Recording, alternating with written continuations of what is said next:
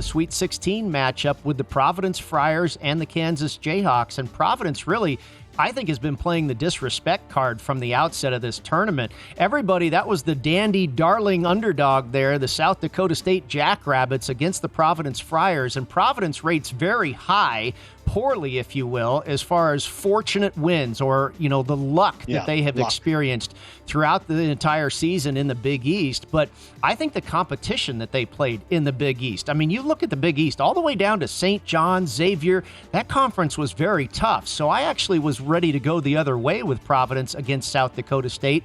And then they were not getting the love in their second round matchup with Richmond either. The Spiders there with that big win over Iowa in their first round matchup. Maybe they were ripe for a little bit of a letdown, but more so, I think this Providence team is just better than a lot of people are giving them credit for. And I know they have that fortune on their side and whatnot, but they're battle tested, I believe, because of the conference they play in. And yeah, I think they'll have a good matchup with the Jayhawks. I don't think the Jayhawks game or their effort against Creighton on Saturday was anything to get real excited about. It's interesting with the Jayhawks offense, too, because Remy Martin came back.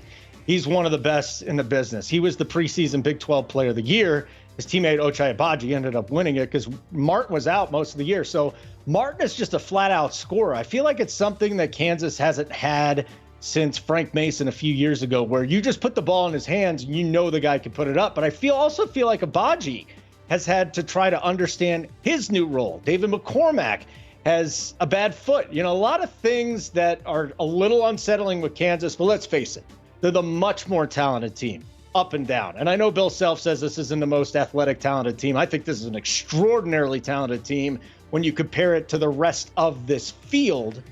And ultimately, for me, it's going to come down to this for Providence. You hit your threes. They hit their threes in the Big East. You hit your threes. Kansas going to be a little scared. They go cold from the floor. Kansas could roll.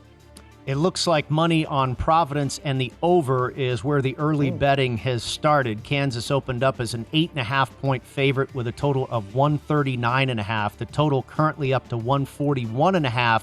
And the Friars now catching 7.5 points there. So the early money apparently on the over and the underdog.